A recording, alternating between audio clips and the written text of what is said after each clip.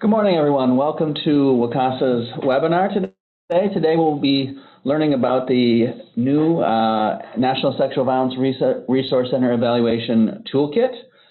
This is Ian Henderson standing in for Megan Murray, our evaluation coordinator. Our presenter today will be Sally J. Laskey, evaluation coordinator for the National Sexual Violence Resource Center. And this webinar will provide an overview of the NSVRC's online evaluation toolkit. Just have a couple of introductory slides before I'll turn it over to Sally.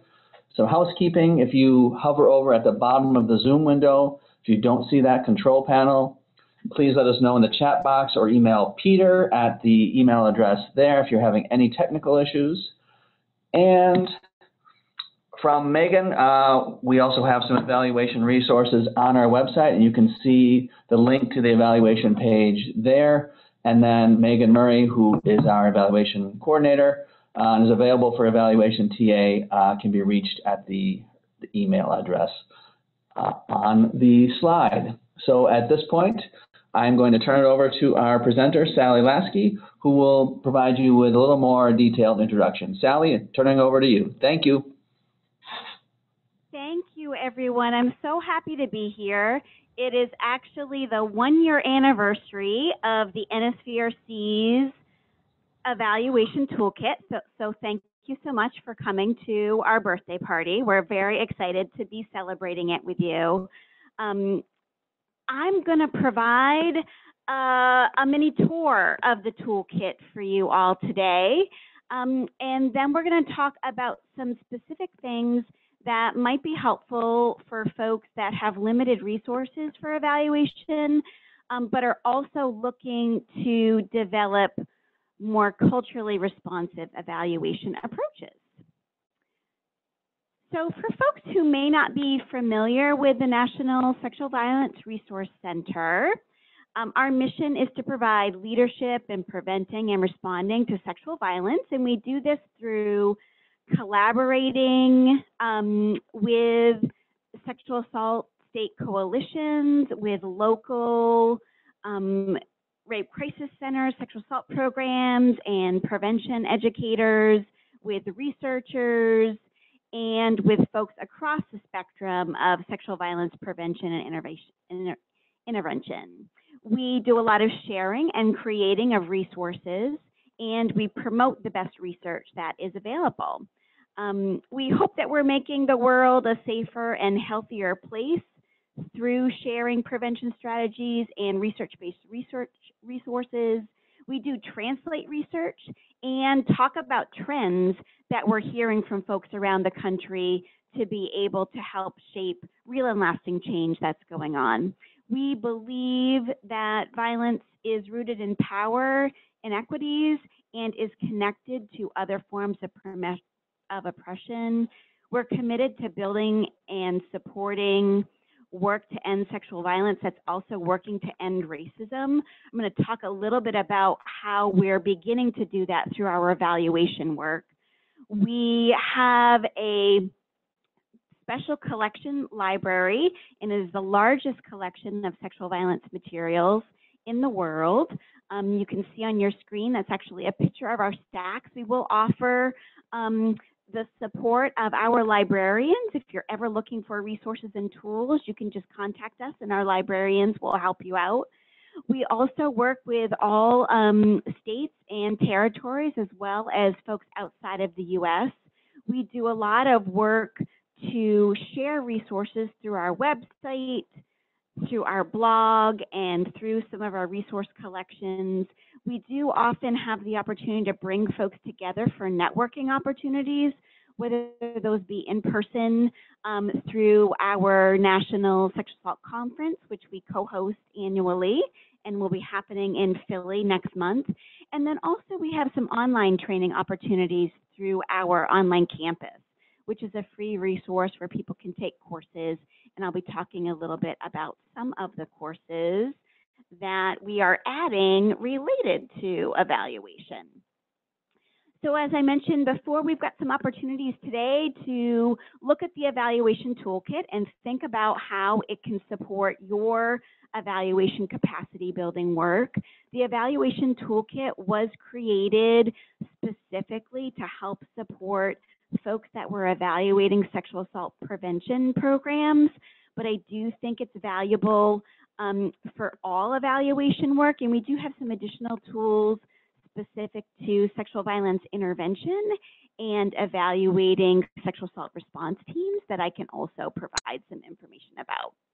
I'm hoping to point out a few resources around culturally responsive evaluations that you can find within the toolkit, and again, some resources for when your time, your funds, and your human resources may be limited in what you may be able to do for evaluation.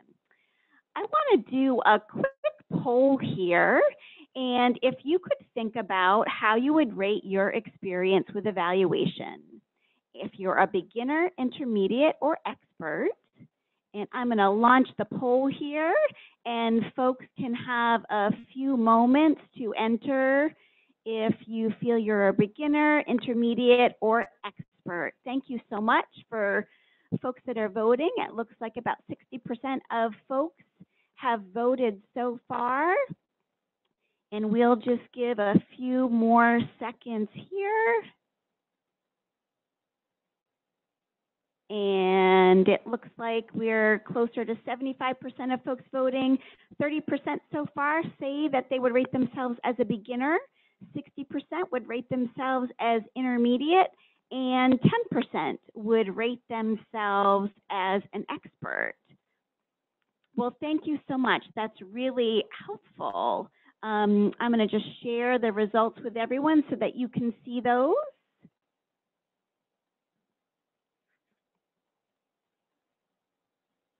Great.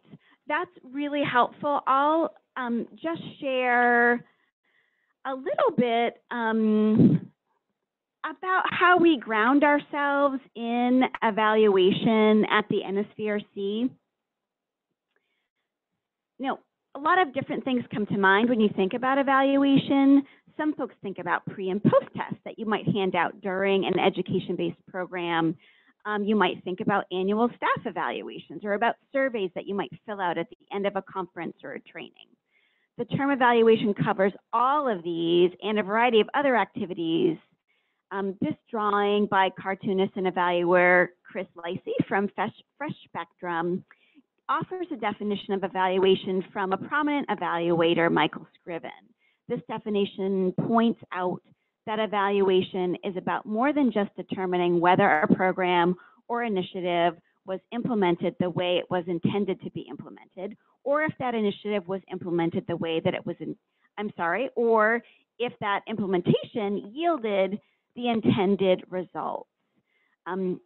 Evaluation is actually a process of determining the merit, the worth, and the value of the elements of a program and its implementation. Program evaluation, the specific type of evaluation that is most relevant to our sexual violence prevention workers, seeks to determine how meaningful the programs and their outcomes are to the people who are impacted by them. That is, just knowing that we implemented a program the way we intended to and that we achieved the outcomes we intended to achieve does not necessarily mean that the outcomes were meaningful to the participants, that the program was as worthwhile as it could be, or even that it reached the right people. Evaluation can help us understand all of these things. I started as an advocate and prevention educator in the early 90s. I've developed prevention curricula, I've run support groups, I've worked in a number of research projects, I ran a crisis line. Evaluation's always been part of my work. I don't consider myself an expert in evaluation. I do consider myself as someone that is striving for lifelong learning to improve what I am doing to try to create change in the world. And evaluation has become a very important tool for me in doing that. I'm glad we've got some folks that have noted that they see themselves as an expert in this area, and I do hope that you will join in and share things via the chat. I would love for folks to ask questions and share ideas throughout. Please don't feel like you need to wait until we're at the end of the discussion, even though I have made sure we have time for at least 15 minutes just to chat and share ideas with each other. Please feel free to interrupt at any time. When we're breaking down the process of evaluation, it generally follows this cycle of asking a question, collecting information, making sense of that information in some way, and then figuring out what to do with that information by taking some form of action. We found in talking with folks around the country that decoding the jargon of evaluation is really important. There are a lot of valuable evaluation tools. The things that people are already doing in their work often have fancy names that make them sound unapproachable or like you need a special degree to do them. I'd like to talk about getting coffee or tea as an example. It's a common thing that you do when you start a new job or a new project and you need to get to know folks. You buy someone coffee or tea or meet up with them. You talk about what they're working on, what you're working on, and maybe how you can work together. And this is a key informant interview. Knowing that this is something that can be used in an evaluative way can be very helpful. It can help shape the things you talk about, if and how you write up notes, and how you do follow-up with people. Then we can think about focus groups. Focus groups are a lot of things, but in the programs that we work with most, it can be about getting together with some pizza or snacks to talk about the community's needs and wants. So it's really about asking people what they want to focus on in a project. And we know that food often helps those conversations feel really inviting and gets them to a deeper level. So what I want to say, especially for folks who feel that they're at the very beginning stages of evaluation, is that I share these examples to let you know that you're probably doing more evaluation than you think.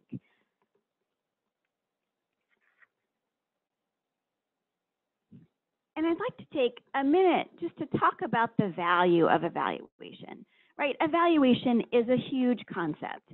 It's multifaceted. Because of this, it can offer us lots of benefits.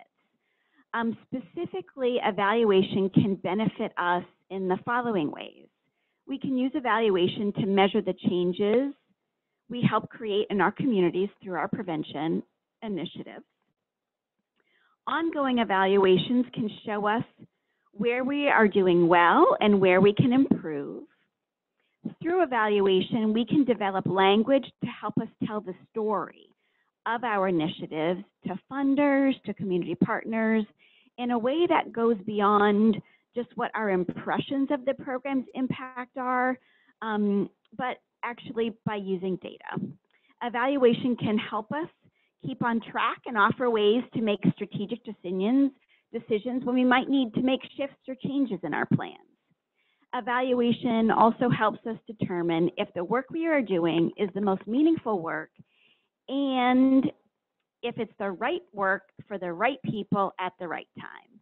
And of course, evaluation helps us get and helps us keep our funding, which is critical as resources become often more and more scarce. I don't want to go too much further without talking about some problems that we have with evaluation. Evaluation has historically been steeped in the inequality that permeates our entire culture. It's been informed by the particular values, experiences, needs of a very small group of white, middle-aged, heterosexual men. It can be protective of that privilege and also an enabler of the racism, sexism, heterosexism, and ableism that we often see across all of our systems. It's often been experienced as top-down, funder-driven, with outside evaluators, sometimes called helicopter evaluators, with no connection or understanding of the community that they're working with, where they come in, gather information, and leave. The data collected is not often discussed with program participants. Participants may not know how the data is being used, and they're likely not involved in the analysis of the data to provide the specific community context. The good news is this is starting to change, and I really think the work that's happening within our movement in sexual violence prevention is a huge part of that change moving forward. So I'm excited to talk about, I think, where we're starting to go. So I've been with the NSVRC for about 18 years. I have been able to travel around the country and learn from folks and their different approaches. All of this, of course, is grounded in the fact that I am a teacher's kid from rural Maine. I've always strived to get a good grade. I want to know that I'm learning and that I'm doing my best. That was the expectation that was set up in my household, that I would try my best, that I would study for the test, that I would take the test, and it was expected that I would do well on that test. So I was sort of hardwired for some traditional evaluation approaches that supported my white privilege. Then I started actually doing prevention work, prevention education in a college setting. I was doing prevention programs in locker rooms with athletic teams. I was doing prevention programs in fraternity basements. I realized that the pre-post-test setup that I was using to evaluate if we were changing the culture in this university was completely ineffective. That's when I started to change my approach to evaluation and really start thinking about what my community needed and what these programs meant to them. This is when I started being able to integrate evaluation into my social justice work. I also had to be really reflective on who I was and the bias that I brought to the programming. And I think as we're doing this together and we're reframing evaluation as a social justice tool, we can focus on using evaluation and its strategies to be accountable to ourselves and to the communities that we are serving. Many prominent evaluators believe that evaluation and evaluators should be agents of change working to improve the lives of marginalized peoples in the communities in which they work.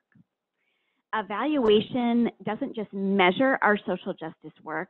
Depending on how we implement an evaluation, it can either help or hinder progress towards the world we seek to create through our initiatives. We have to keep in mind the ways in which evaluation is political. Evaluations influence the way funders, organizations, and even politicians make decisions about funding and programmatic priorities. Moreover, the data we collect and the way it's shared tells a story about the people with whom we work. The potential impacts of our data collection, analysis, and interpretation cannot be mere afterthoughts to our evaluative process. Every time we make a decision about evaluation, we have to weigh the issues of justice, access, and equity. We collect data from and about real people that will have impacts on the lives of those real people. The process of evaluation can make it easy sometimes for us to forget this. If we remember that knowledge should be a resource of and for the people who create, hold, and share it, then the purpose of knowledge is action. Our approach to evaluation can and should lift up the voices of survivors. We know that there are multiple ways of knowing, and some are privileged over others. We can work to make the knowledge of our community members, of the participants of our program, be experts in their own community and find ways to share their ways of knowing and lift that up and bring them into spaces that that knowledge might not always be coming up as expertise or coming to the table at all. So a social justice-oriented evaluation examines the holistic nature of social problems. It seeks to increase the understanding of the interdependency among individuals, communities, and society by using a more judicious democratic process to generate knowledge about social problems and social interventions, and using that knowledge to advance social justice work. So I'd like for you to take a moment and just listen to some examples from preventionists we interviewed from around the country about some challenges they have had where this issue of looking at evaluation and social justice as a tool for social justice has become a challenge. So Joe is a preventionist who works with people with disabilities, and he reports to us that the evaluation procedures he has been asked to use are not appropriate for the population he works with. The written evaluation tools especially often result in participants feeling shamed when they cannot understand what is being asked of them, or they are unable to read the written evaluation tools. Here's an example from Amanda. Amanda does school-based prevention work and says that written pre and post tests hinder her ability to build rapport with students because these instruments feel like it's just another test or exam that students have to take. Since the pre-test is the first interaction she has with students and the post-test is the last one, she feels like her time with students neither starts off or ends on the right foot. And lastly, Jackson, a preventionist who works primarily with marginalized communities, shared with us that people with whom they work are weary of being studied or tested and distrust additional attempts to collect data about them and their lives. So these are real everyday problems that we are coming up against when we are looking to use evaluation for good in our prevention work. It can be really overwhelming. So having that background, that information, knowing that there is usefulness in evaluation, but knowing that some communities have had very bad experiences with traditional approaches to evaluation. So what do we do now? Well, there's been a lot of growth in evaluation and in the field of evaluation to create more equitable approaches. Feminist evaluators and multicultural evaluators are pushing to create new ways of doing this work in order to center the needs and knowledge of those who are most marginalized in our communities. Newer and developing evaluation strategies like a culturally responsive evaluation approach, an equity-focused evaluation approach, participatory evaluation approaches, and empowerment evaluation can give us some good guides and guidelines and tools for moving forward. To simplify, some of the things that these approaches look at are transparency with the evaluation process, consent throughout the whole entire evaluation.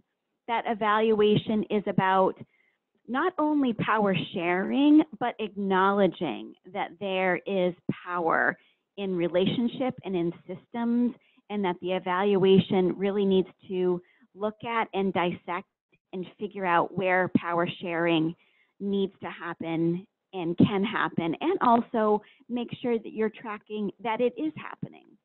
And also, as one of the examples from Amanda, looking at different ways of using evaluation as relationship building instead of perhaps a pre and post test, which may be hindering developing rapport and relationships with people.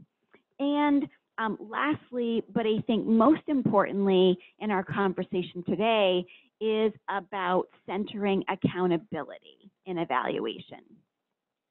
Whether you are looking at pay equity, racial justice, or accessibility, the equitable evaluation approach specifically looks at progress towards equity as it is defined by specific communities.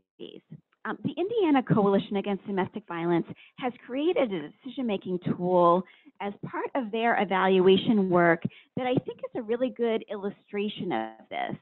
And they call it the E4 Violence Prevention Strategy Selection Framework, where they look at their strategies on if it's effective. Is it research-based? Is it practice-based? And does it have community-based knowledge? Is it ethical? Does the strategy place the burden of responsibility on the shoulders of those with power and responsibility to create change? It looks at privileged individuals, programs, and systems, and how they should work in collaboration with diverse leadership to reduce risks and ensure that opportunities to safely thrive are available. It looks at if the strategies are efficient.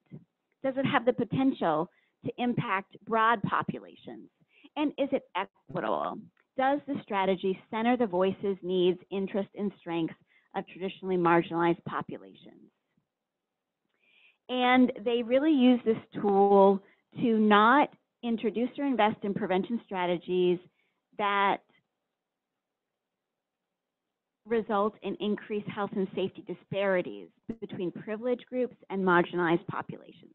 So this is just one example about how this evaluation strategy has been used by a program to help them in their everyday decision making about what prevention strategies they're using. I want to start taking us through over the next half an hour pieces of the evaluation toolkit. You can access our evaluation toolkit online at nsvrc.org/evaluation-toolkit. The toolkit is a living, breathing entity. We're updating it on a regular basis. A little bit of background about the toolkit. For several years, the NSVRC conducted focus groups and interviews with preventionists from around the country about how they evaluate their sexual violence prevention programs. We gathered tools, we met with evaluators in the field, and ultimately launched the online toolkit last July to support anyone that's doing this work. Whenever possible, the tools that were developed by and for sexual assault prevention members. While we have been adding a few more things from our partners in other anti-oppression fields, we are including more and more around culturally responsive evaluation as those materials develop, and we do have some broad pieces coming from some foundations, from philanthropy, and from some of our federal funders, namely the Centers for Disease Control and Prevention. The evaluation toolkit is not comprehensive. It doesn't aim to include information on every topic, but we have tried to highlight the areas that preventionists said were most important to them. When you go to our website, you will see this landing page for the evaluation toolkit where we have broken it up into different sections. I'm going to do a few highlights from most of these sections as we talk. There are a total of 17 sections. The first 4 sections provide an introduction to the toolkit, how it's organized, as well as an overview of key evaluation principles and approaches. The bulk of the toolkit can be found in the sections on doing evaluation and data collection, data analysis, and data interpretation. We are growing these sections on evaluation and social justice, as well as evaluating across the social ecology, as we're doing more and more work with programs that are looking at community level prevention. We are getting more examples and case studies that we'll be adding in the next year to that section. The final sections of the toolkits provide practical information on how to develop a rubrics, making questionnaires more interactive, working with external evaluators, and how to do evaluation with minimal resources. We are looking to add case studies this year as well, so there's an opportunity for you if there's something that you are in the process of learning and would like to document that through a case study with us. I'm accepting submissions for that and would love to talk with folks more about opportunities for adding their stories in with our case study section. So as we started, we want to look at evaluation as an adventure. We've set up the toolkit like a choose your own evaluation, choose your own adventure storybook, where it's not meant to be followed in a linear fashion, that you can enter through different sections. You can weave your way through internal and external links of the toolkit, and that we hope that each time you come to the toolkit, you would have a different experience. There are many levels to it. There's great introductory information, and it's also a good tool for if you might get stuck in a certain area. So I'm going to take you through in a little more of a linear way today, but know that that is not our intent for the toolkit, that you could enter at any point and get some useful information and come back to it many times. As I mentioned before, sections 1 and 2 provide that are more experienced with evaluation. It might be a little bit of a review, but it will give you some grounding in how the toolkit is set up. It provides a description of the goals of the toolkit, a little bit about how it's organized, and information on the types of tools that you can find. It also includes links to worksheets, training tools and activities, information on videos that we've included that we found were inspiring, and our self-study guides, which are curated collections on specific topics, can be found in the introduction as well. Personally, my favorite part of the toolkit are these self-study guides. All of the guides are downloadable.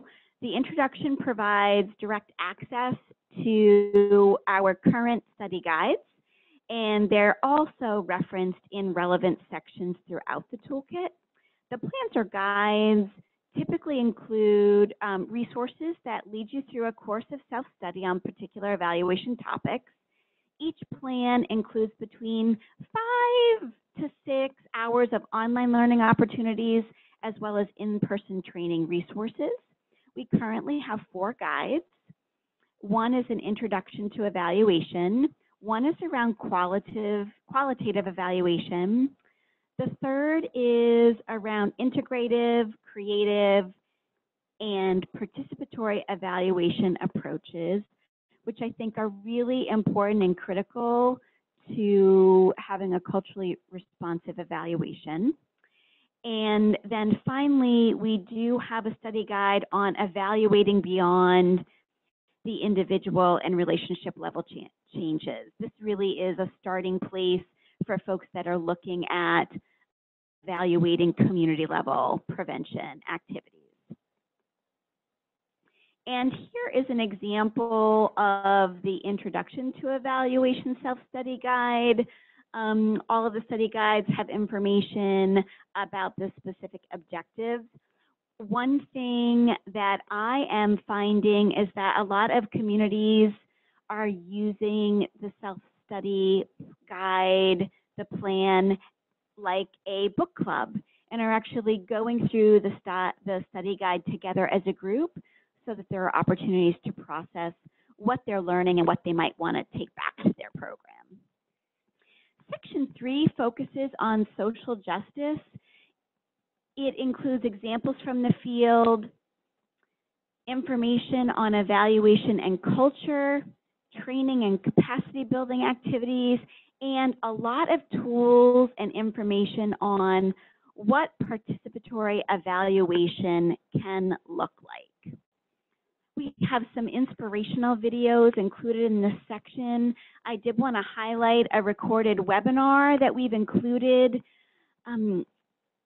We were able to publish a case study and then work with Prevent Connect to do a webinar on evaluating culturally relevant sexual violence prevention initiatives. And this includes lessons learned from the Visioning Bear Circle Intertribal Coalition Violence Prevention Curriculum and their partnership with 2 external evaluators. So that is available for folks to take a look at. Evaluators were hired in this process to evaluate the project, and they worked very closely with Circle Keeper to identify and implement evaluation procedures that weren't intrusive to the group, but rather focused on the storytelling and sharing aspects of the Circle Keepers as part of the data collection. The Circle Keepers were given evaluative prompts or questions to share with the group, and the participants responded during one of the circles. Piloting these ideas in the circles allowed the evaluators and Circle Keepers to continue to refine the prompts and the collection of data. So I think in looking at both the webinar and the case study that we have on this, you can look at what worked and what didn't, what they learned about a culturally responsive approach, and especially what some of their lessons learned for folks who might be attempting to create a new evaluation of a program. Section 4 of the toolkit includes a lot of information about different evaluation approaches.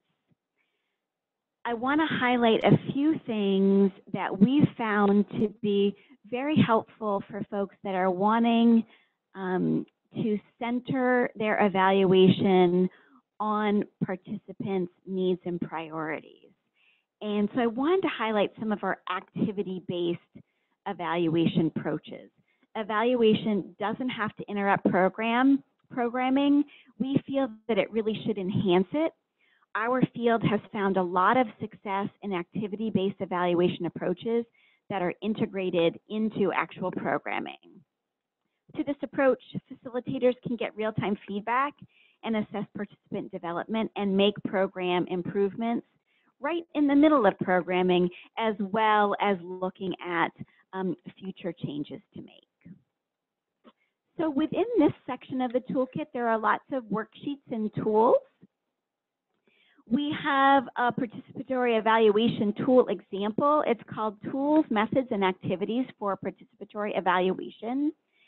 And we've broken out different tools that can be used through different parts of the evaluation, for planning your evaluation, for designing your evaluation, for data collection, for data analysis.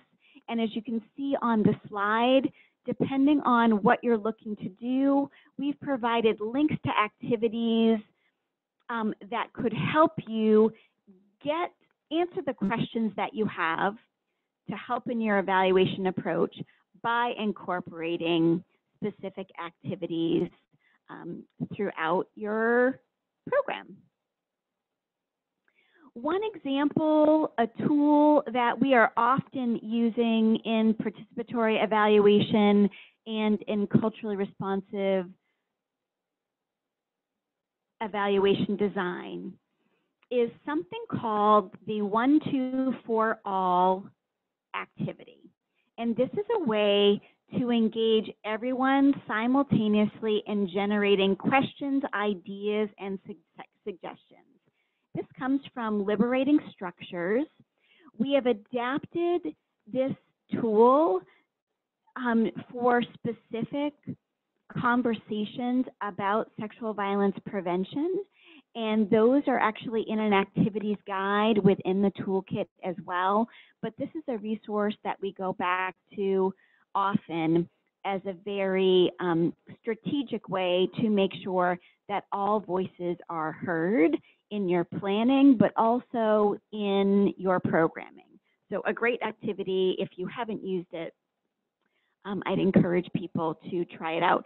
And Liberating Structures has a lot of different tools for activities that can be used for evaluation and strategic planning. So we highly recommend them. Section 5 is focused on doing evaluation. And in this section, it looks at an introduction of how to do evaluation. It outlines general steps that you can take when conducting program evaluation. It addresses who to include, when to do your evaluation, how to conduct an evaluation, and contains a lot of tips and tools. Context matters, so in this section, this section works best in partnership with sections on evaluation approaches and social justice. After you look at what approach you want to take, then you can really connect that to different strategies for evaluation within this section. I find that when doing evaluation work, I often work best when I can visualize the process. Whether it is refining a logic model or mapping out a timeline, I'm often putting pen to paper. Here's an example of a resource from Section 5 that might be useful in your work. And this is a tool to help map what your evaluation system is, where you can identify community members, partners, and other entities that are likely to impact or be impacted by your evaluation process. In focusing on an equity lens for your evaluation, in looking at a participatory approach to your evaluation, this is a tool that you can bring to a meeting with community leaders, with folks that you're working on to develop and implement your prevention program, to do this together to help visualize and have a tool that you can expand on and be able to show the connections between funders, staff at your program, community leaders, and then perhaps other interested parties and other partners that you might want to try to bring into your evaluation process. Section 6 looks at outcomes and indicators. Outcomes are often a critical part of program development and evaluation. There are evaluation models that don't require predetermined outcomes, called goal-free evaluation, for example, and innovative program development models often don't involve pre-established specific outcomes, but rather look for things that emerge over time. However, most of us are going to be involved in developing or implementing programs and evaluations that require some level of specificity around outcomes or what we hope to achieve in our efforts. So this section provides some tools for understanding the goal, the purpose, and the focus for your evaluation process. Here's an example of one of our worksheets about helping folks to think about the changes that they're hoping to see based on the initiatives that they are implementing. Sections 7, 8, and 9 look at data collection, analysis, and interpretation.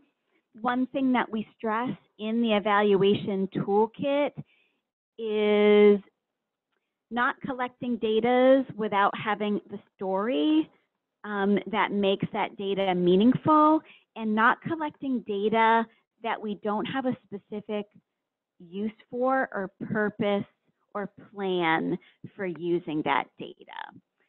So this can help you walk through different strategies about what to collect, how to analyze, and how to do interpretation, and hopefully that you're doing that interpretation in community with the program participants. One thing that I wanted to share that's really in line with a culturally responsive approach to evaluation is looking at the issue of community readiness as a data collection tool. The folks in North Dakota created a community readiness for their prevention efforts. And this is an application of the Tri-Ethnic Center for Prevention Community Readiness Assessment that I have used in many contexts. What I really like about what North Dakota did is they worked with evaluators from the Improve group in Minnesota, and they adapted this specific to sexual violence prevention community readiness. They've developed a community leader survey, a series of webinars that can lead you through step-by-step how to conduct a community readiness for sexual violence prevention. There are discussion guides, and on the screen here, I have a slice of one of their example reports. So a great tool to think about and a good starting place if you're just beginning to do some evaluation work, to start with readiness first. Another thing that we are seeing folks in our field use with a great deal of success is photo voice. Photo voice is a really interesting way to do community needs assessments. The toolkit gives you instructions on how to conduct this, but basically photo voice lets you work with people to take photos to express what they see in their community. There's some work that happens after photos are taken too, but it's a great way to see what other people are seeing and noticing through their own viewpoint. For an example, in Indiana, one of our partners, Sierra, utilized photo voice in her work with young people with disabilities. Photo voice helped them show through their eyes what issues they were having in their community. And the biggest thing that Sierra learned, which is not what she was expecting, was that these youth were extremely limited in how they were able to be part of their community because of the roads and the sidewalks and the bus stops. They weren't able to get to local events, stores, etc., because in many areas, they couldn't navigate a wheelchair over the potholes or gravel. Or there were not safe ways for youth to cross the busy street to get to the buses that could take them to where they wanted to go. So a lot of their prevention work ended up being stuff like working in the city to pave the sidewalks and install crosswalks so that these youth could have better access to stuff in their community. It's a kind of thing that might never have come up in their prevention work otherwise, but it was a real barrier for these youth to be part of their larger community, participate in programming, and access services. So here are some examples of pictures that were taken of the roadways. There was an element within this assessment where they did a mapping project to show and then link with the pictures where services were located and where barriers were for finding services. And they actually took all of these pictures and stories and did an art installation where they were able to show the data and the stories and ultimately get funding from their local community partners, community businesses, and from the city government to help make these changes that then make sure that services and programming can be more accessible to folks later on. So photo voice, this is one example of how to use it. There are more examples in the toolkit, but we've really found that that's been a way to really show the lived experiences of the folks that we are working with and how our efforts can be improved. And a great thing is in using photo voice, you can actually go back again and show change through new photos after initiatives have been implemented. As we're doing more and more work around racial justice and building community partnerships to address sexual violence. One thing that we're seeing folks want to do is be able to evaluate their partnerships, to do an assessment of their collaboration. Here's one example from the toolkit from the Prevention Institute. This is a very short 5-minute survey that looks at the strengths of the communication, collaboration, and the capacity of a collaboration and management. There are longer tools also available that would require some more time, but perhaps if you have a more in-depth partnership, if you have a partnership that has existed for 6 months or longer, that you would then do this more involved assessment of partnerships. So feel free to look at some of the tools on partnerships. As I mentioned before, we've got a lot of tools about how to analyze and interpret data within the toolkit. We look at qualitative and quantitative information. We cover the basics around this and offer some tools to help streamline your analysis. We do have some training tools and information. We have a series of online courses that are free on data analysis that have been created specifically for sexual violence prevention educators and those that are doing evaluation of sexual violence prevention. They are meant to be very practical, where you can bring some data to the table. We also have tools for group data analysis, which can be very helpful if you're doing participatory analysis with stakeholders and participants. On the screen is an example from our slide share part of the toolkit that includes sample data placemats that have detailed activity descriptions and slides that can be adapted. So you can use these as a template for sharing data for some small group discussions. We also have our mapping evaluation podcast series on a variety of different topics with preventionists from around the country. The thing I like best about these videos is that each person shares how evaluation should not be something we do just because someone's telling us we have to. It should be something that's useful to our community and should incorporate methods that make sense for the people that we're working with. This framework can really change the way we think about and do our evaluations. These videos, I think, can be really helpful to orient new team members or for helping you think about a new approach to your own evaluation work. We're actually in the midst of recording a series with folks that are doing evaluation on campus that will be available hopefully in September for folks. Within the data sections, we also have information on ways to involve program participants in interpreting findings, such as the data placemats activity that I just shared, as well as links to some case studies and other approaches.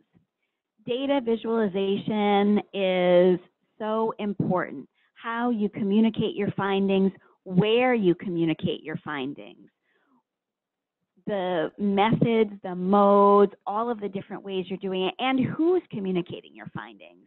Is it being communicated by participants themselves? How are your stakeholders involved? This section of the toolkit connects people to lots of different training tools and resources to help build effective and accessible charts, graphs, infographics, and reports. Section 10 is that section that focuses on evaluating across the social ecology. As I mentioned, we're currently building more tools that focus on community level and societal level. Within this, we do talk a lot about using data the toolkit walks people through the process of using evaluation data with some guiding questions. Like, what do we need to adjust about the evaluation process? What do we need to adjust about the nuts and bolts of the intervention, the different program components? What do we need to adjust about program implementation, the way it's facilitated, the skill set of the implementers? So this section really just presents a variety of different questions to get you thinking about what you're going to do with the data, how you can use it. A section of the toolkit that I think could be very helpful is the evaluation capacity tools section. This section looks at organizational capacity as well as individual practitioner level capacity for evaluation. It includes tools for doing evaluation capacity assessments, training and activities for general tips for capacity building that might be helpful to some of your partner organizations, and some general tips. Again, I'm going to talk again about how much I love these self-study guides, and I think they can be real learning opportunities for folks that are working in community with each other, especially if you're looking to build the capacity of your stakeholders and community partners to really be the leaders of their own evaluations. Some of these tools could be used for those discussions with them or slightly adapted for specific communities that you are working with. Again, this is just an example of the introduction to evaluation that goes over some key terms and some fundamentals of evaluation. So ways that you can use the toolkit for capacity building, the self-study plans as an individual or in study groups. There are reading and resource lists included with each section of the toolkit. There are training tips, tools, and activities. And then there are also links to low-cost online trainings for folks. If you're responsible for doing training of people on some evaluation basics, we do have a training activities guide that can assist you in spreading some knowledge and skills you've gained about evaluation with other people. There's a training slide deck, and you can see a quick snapshot of some tools for some introductory evaluation principles. As I mentioned before, the 1, 2, 3 all activity is included here, as well as how to develop participatory data interpretation using data placemats as an example. Section 14 of the toolkit looks at how to make questionnaires more interactive. And with this, we've found this, researchers have found this, we probably all know that making questionnaires more interactive increases participant engagement. So we explore some of these approaches within this, and it also ties into that activity-based approach to evaluation that we mentioned earlier. So some quick tools there. We'll be adding more to that. We'd love to add your ideas to it as well. Section 16 of the toolkit focuses on evaluation with minimal resources. So for those that have limited time, money, and staffing, Section 16 provides some guidance and tools. I'm going to come back to activity-based assessments as something that we're finding has been really helpful for folks that are either just starting out with evaluation, want to incorporate more evaluation, but have limited resources. So doing activities as part of your programming can be really helpful. We have been using the human spectrogram activity. This is a quantitative method for measuring social relationships. This type of activity can give you a general sense of participants' thoughts, feelings, but it also models an interactive, integrated data collection model, and it can highlight the connections between quantitative and qualitative data. You've probably had some experience with having people line up for a continuum and agree or disagree. With the human spectrogram, it actually provides polar opposite statements, and people are then asked to place themselves where they by the statement that they agree with the most. For this activity, it's best used at the beginning of a training after you've done some rapport building and icebreakers. It usually takes between 10 to 20 minutes. You do need space. You need long enough for all people to stand next to each other in a line. We've been able to put together a slide deck and examples of things that we've vetted specifically about training on evaluation, but I'm excited to say that we've recently created an online tutorial about how to use this specifically within a sexual violence prevention program. And with that tool, we provide a general overview, instructions, the how-to, all of the resources that you would need, and also sample tracking sheets that can be used by observers, by evaluators, by program participants, depending on how you're setting up your program evaluation. Here's an example of the tracking sheet that can be used to be able to quantify what you're seeing throughout the activity. So watch for this in September. We'll have a free online tutorial available for folks to check out. Another thing that's important for us to think about when we are looking at often very limited resources for evaluation is to keep your scope small and focus on the most critical questions. And what's key in doing this is that we're not sitting alone at our desks coming up with the most critical questions.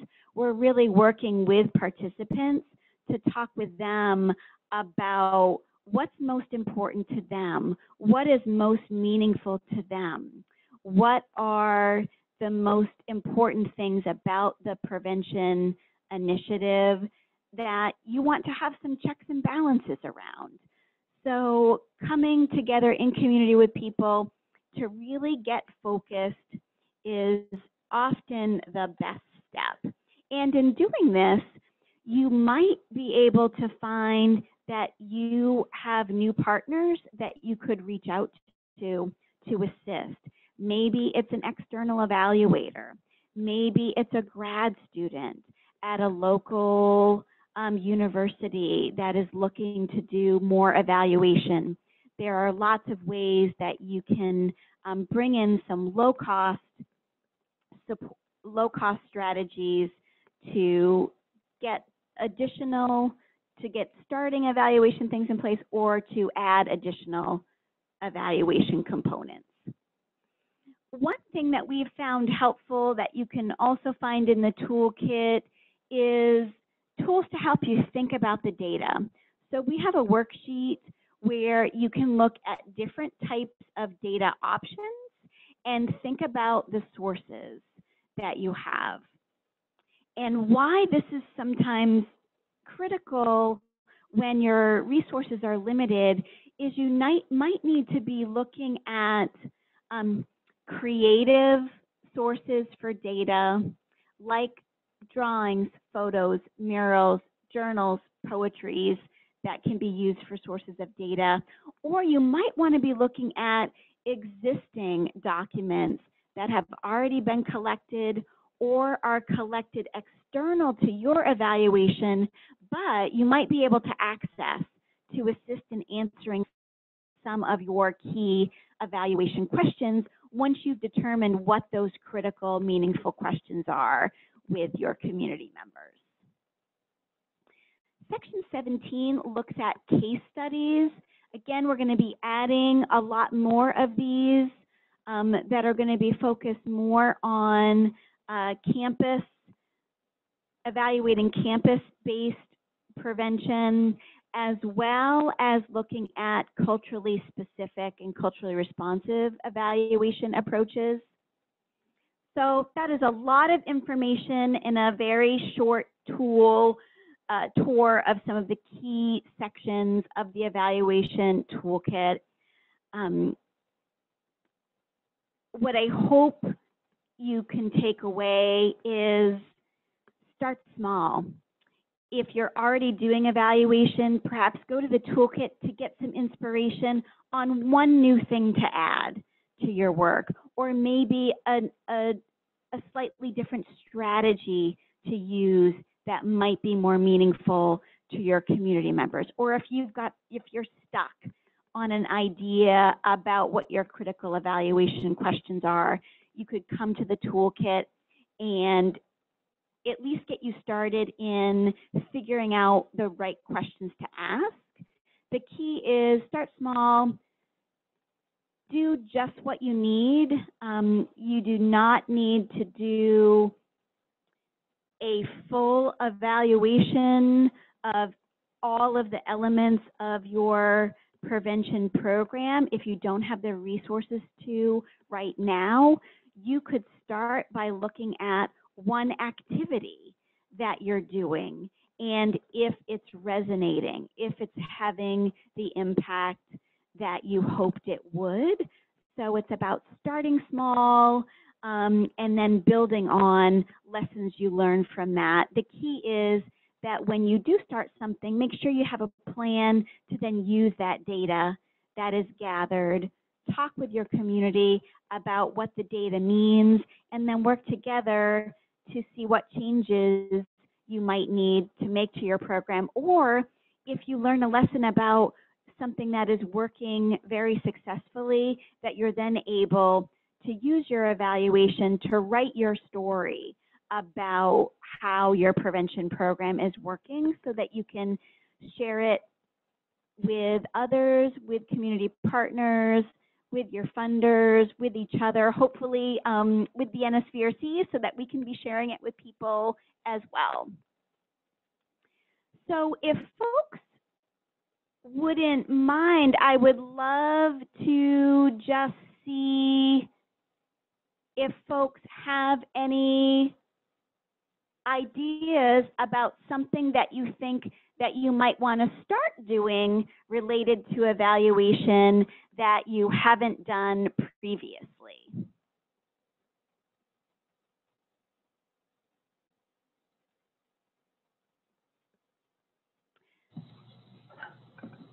And you can use the chat function, your control panel, to type your question.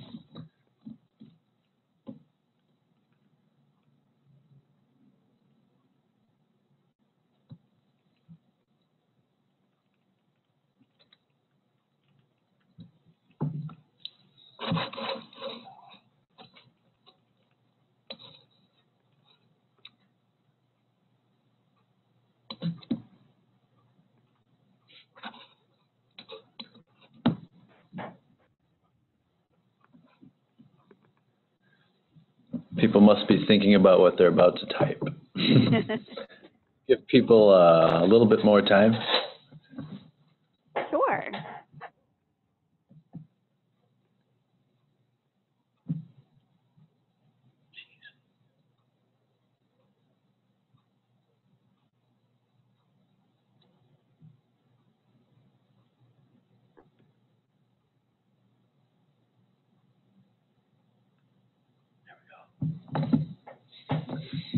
There's a person said that they like the photo voice idea, and they'd like to maybe include that in their website. What sort of legal information is necessary if we include people in the videos? Yeah, so I agree. The first thing I always go to is photo voice. It's so empowering and community building, and I love having the visuals. I'm so glad that Teresa asked the question about legal information being necessary. So if you think back to the beginning of our process, kind of like, you know, my hashtag evaluation goals, all of the evaluation work should be completely transparent. So if you're interested in doing photo voice with a project, that is a conversation with participants on what they feel about that. And of course, asking for permission for folks to share photos. A lot of the photo voice work is often capturing information about what a community feels like. So it might not always be pictures of individuals, but if there are any individuals in the story that's being captured, you would need a photo release. We do have examples of a photo release form, and perhaps the coalition has examples as well of things that they would share, but we do always get that in writing. With the specific project that I talked about that happened in Indiana, the youth were actually the artists involved, so they signed on to be involved in the process. I can share with you, I can send out a link to the implementation guide that Indiana created that I believe does have some specific consent forms within there, but they were making the decisions on what photos were shared in the exhibit that they did, and were also attaching the stories to it. But yes, definitely need to have some release and talk about, you know, who owns the materials. Is it owned by the participants? Is it, you know, kind of co-hosted by multiple people? So that's a really important conversation and can be really fun, especially in talking with youth about what they want to see shown in the community about their lives. So thank you so much, Teresa, for that question. Are there any other questions or thoughts about things that people might want to start doing?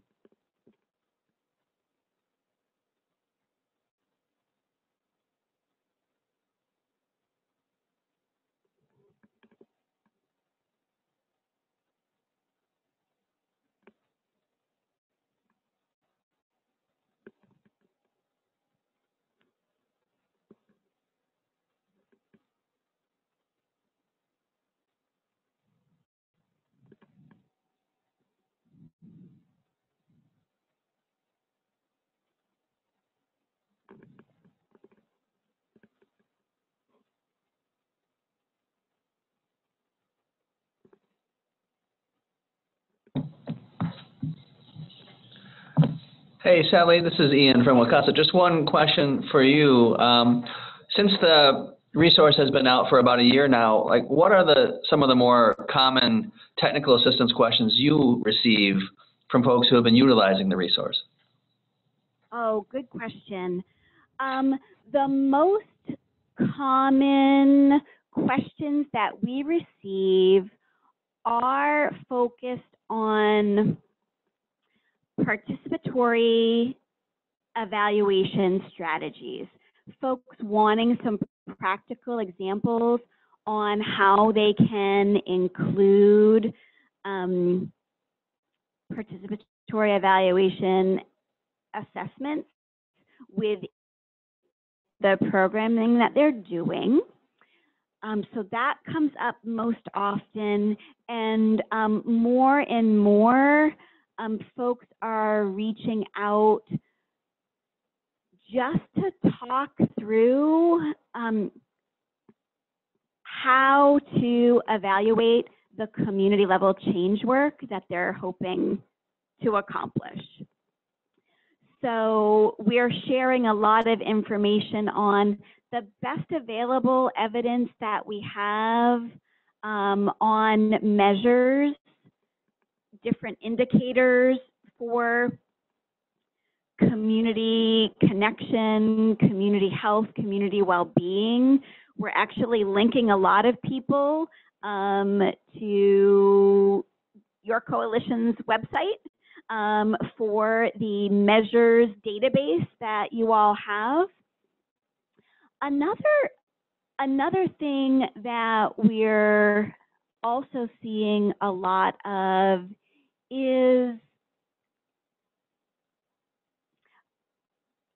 around partnerships as well. So we've added a few more pieces into the toolkit about how to evaluate the effectiveness of a partnership.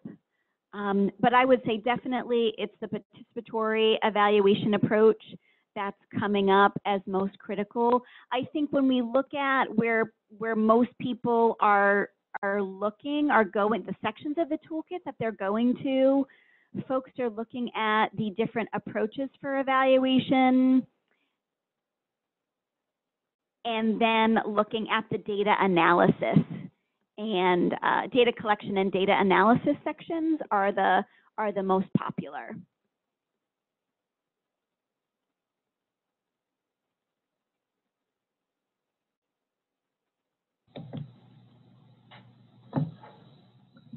And then I had a question about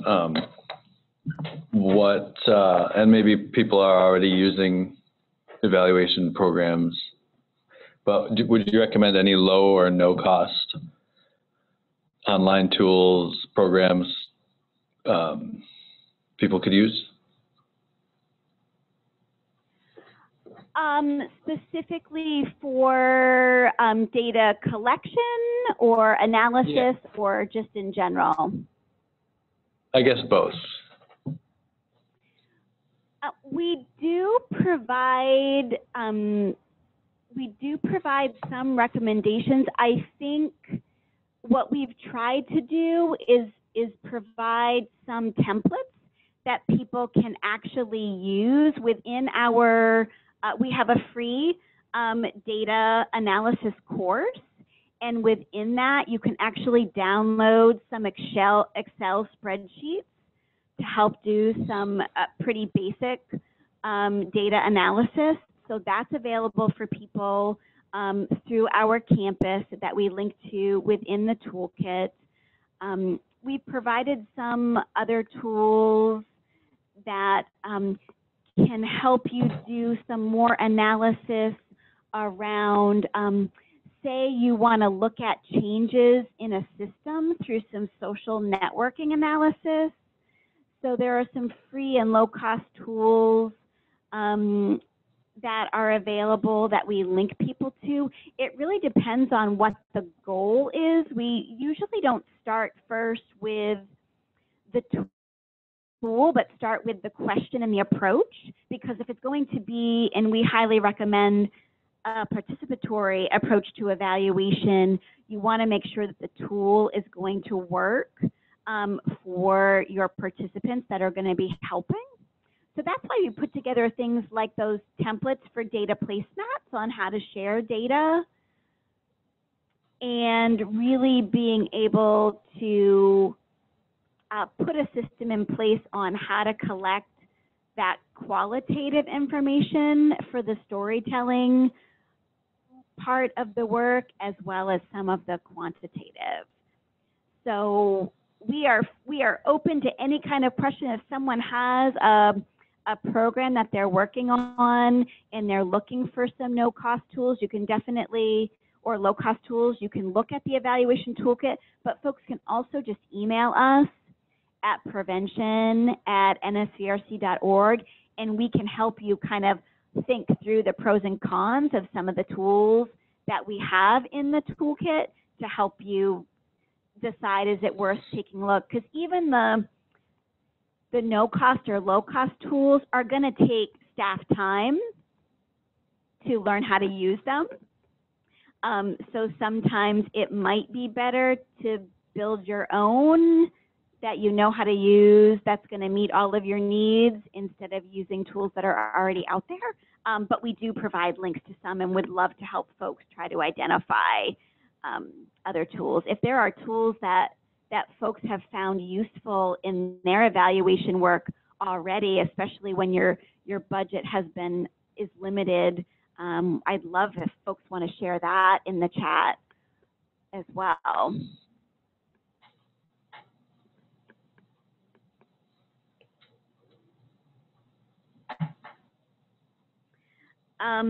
The Center for Better Evaluation we provide a link to a post from them about steps to consider when you're working on a shoestring budget. That would probably be one of the first places I would recommend folks to take a look.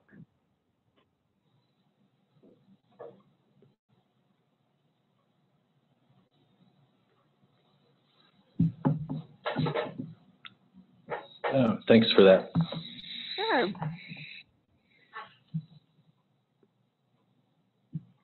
Are there any other thoughts or questions about the toolkit?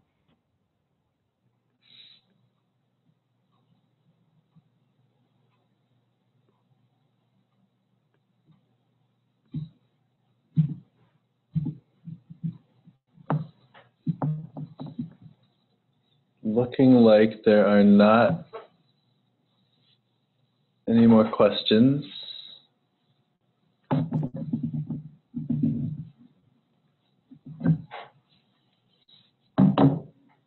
Well, I think, so slides are going to be provided, and I can include some additional links to resources for folks. We would love to hear your feedback about this webinar through a short, like 3-minute evaluation that will be sent out. And in that, if there are more topics that you'd like to see us cover in the evaluation toolkit, this is the perfect time. I'm spending the next 2 months doing lots of updates to the toolkit based on some feedback that we've received over the last year. So please don't hesitate to let us know what some of your priority needs are so that we can try to address those needs in the toolkit, but know that you can always email us at our prevention@nsvrc.org email on any and all questions around evaluation. If we don't have the answers, we are looped in with evaluators from around the country, and we will reach out to them to try to get you information to help you in your work. And we're just so grateful that you care so much about your programming, that you're thinking about evaluation, and hopefully that you'll have great stories to tell us about how your prevention programs are working. Oh, all right. Well, thank you, Sally, for presenting today. We really appreciate all the information, and thank you to all the folks who attended the webinar. This concludes the webinar today, and hope you all have a good rest of your day. Thank you.